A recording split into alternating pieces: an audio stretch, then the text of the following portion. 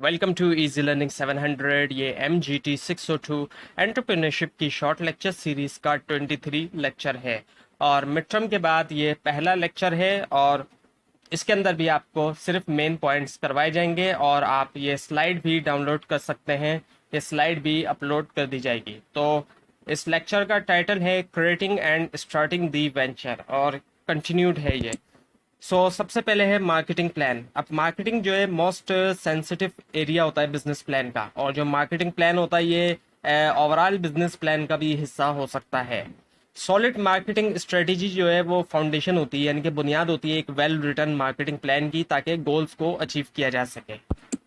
उसके बाद है डेमोग्राफिक स्टडी। डेमोग्राफिक स्टडी से मुराद होता है पॉपुलेशन के बारे में स्टडी करना, पॉपुलेशन के अंदर ग्रोथ आना और डिक्लाइन भी हो सकती है पॉपुलेशन, और उसकी पॉवर्टी वगैरह, इन तमाम चीज़ों के बारे में जो स्टडी किया जाता है वो डेमोग्राफिक स्टडी कहलाता है। प्रोडक्ट एनालिसिस, प्रोडक्ट का एनालिसिस किया जाता है, इसके अंदर एग्जामाइन किया जाता है प्रोडक्ट के फीचर्स को, उसकी कॉस्ट को, उसकी अवेलेबिलिटी को, प्रोडक्ट की क्वालिटी को, प्रोडक्ट की अपीयरेंस को, और उसके अलावा दूसरे एस्पेक्ट्स को भी। उसके बाद है product life for existence. Her product की जारी बात है एक लाइफ होती है, तो प्रोडक्ट की जो है वो लाइफ क्या है, प्रोडक्ट जो है वो ऑब्सोल्यूट कब होगी या नहीं होगी, तो ये चीज़ें इसके अंदर आ जाती हैं। आज के दौर के अंदर जितनी भी टेक्नोलॉजी से रिलेटेड प्रोडक्ट हैं ये काफ़ी जल्दी ऑब्सोल्यूट हो जाती है। जैसे ही कोई नई टेक्नोलॉजी आती है तो पुरानी टेक्नोलॉजी बहुत जल्दी ऑब्सोल्यूट हो जाती है।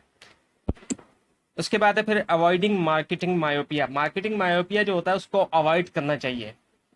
मार्केटिंग मायोपिया होता क्या है, नैरो माइंड अप्रोच कहलाई जाती है। इसके अंदर होता क्या है कि कुछ एट्रीब्यूट्स होते हैं प्रोडक्ट और या सर्विस के, सिर्फ उनके ऊपर फोकस किया जाता है, और जो लॉन्ग टर्म गोल्स होते हैं उनको टोटली इग्नोर कर दिया जाता है। लॉन्ग टर्म गोल्स से मुराद प्रोडक्ट की जो क्वालिटी है, कस्टमर की नीड है, डिमांड है और सेटिस्फेक्शन है, उसको टोटली इग्नोर किया जाता है। सिर्फ कुछ एट्रीब्यूट्स होते हैं प्रोडक्ट या सर्विस के, उनके ऊपर फोकस किया जाता है। इसको कहते हैं मार्केटिंग मायोपिया। और हमारे यहाँ बहुत से दुकानदार और बहुत सी ऑर्गेनाइजेशन यही काम करती है। उनकी नैरो माइंड अप्रोच होती है, वो मायोपिया के मुताबिक ही काम कर रहे होते हैं, इसी वजह से उनके बिजनेस ग्रो नहीं कर पाते। तो इसको अवॉइड करना चाहिए।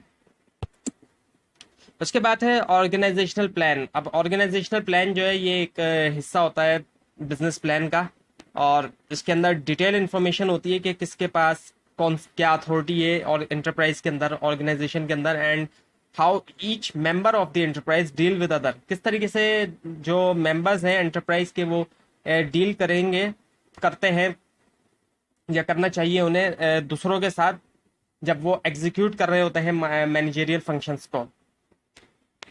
उसके बाद है फिर लेवल्स ऑफ ऑर्गेनाइजेशन। 3 लेवल हैं, अपर लेवल, मिडिल लेवल और जो लोअर लेवल होता है या फ्रंट लाइनर भी जिसे कहा जाता है। तो जो फ्रंट लाइनर होता है उनके पास टेक्निकल स्किल्स होते हैं, जो इंटरमीडिएट लेवल पर होते हैं कम्युनिकेशन स्किल्स होते हैं, और जो अपर लेवल होता है उनके पास कॉन्सेप्चुअल स्किल्स होते हैं, वो कॉन्सेप्ट देते हैं और स्ट्रेटेजिक डिसीजन जो है वो करते हैं।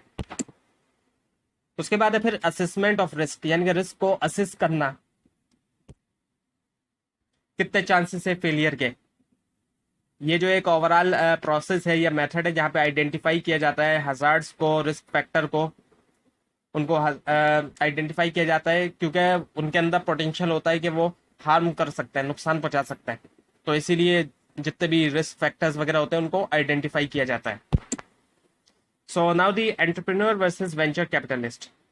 एंटरप्रेन्योर और वेंचर कैपिटलिस्ट में क्या फर्क है? एंटरप्रेन्योर जो है वो आइडिया लेकर आता है, जबकि वेंचर कैपिटलिस्ट जो है वो इन्वेस्ट करता है मनी, यानी कि पैसा जो है वो वेंचर कैपिटलिस्ट लगाता है, और एंटरप्रेन्योर जो है वो आइडिया लेकर आता है। उसके बाद है फिर फाइनेंशियल प्लान। अब फाइनेंशियल प्लान नाम से ही पता चल रहा है कि ये पैसे के बारे में प्लान बनाया जाता है। तो कितना पैसा रिक्वायर्ड है एक स्टेज पे या दूसरी स्टेज में, और कितना पैसा आ रहा है, कितना पैसा जा रहा है, और ओवरऑल जो प्रोजेक्ट की कॉस्ट होती है वो पता होनी चाहिए। तो ये तमाम चीजें इसमें होती हैं। उसके बाद है फिर अपेंडिक्स। अपेंडिक्स जो है इसके अंदर वो तमाम चीजें कवर की जाती हैं जो बाकी किसी किसी भी हेड के अंदर कवर नहीं हो रही है। वो तमाम चीजें इसके अंदर लिखी जाती हैं जो किसी हेड के अंदर कवर ना की जा सके, तो उनको अपेंडिक्स के अंदर अलग से लिख दिया जाता है।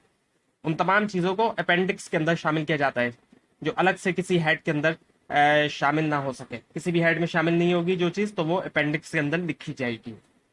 तो ये था आज का लेसन नंबर 23। आपको अगर कोई क्वेश्चन है इस लेसन के बारे में तो आप नीचे कमेंट कीजिए, और ये स्लाइड आप डाउनलोड कर सकते हैं, नीचे डिस्क्रिप्शन बॉक्स में दिए गए लिंक से। लेकिन अगर आपको लिंक ना मिले उसके लिए आप नीचे कमेंट कीजिए, और इस पूरी सीरीज को देखने के लिए इस चैनल को सब्सक्राइब कीजिए। Thanks for watching this video.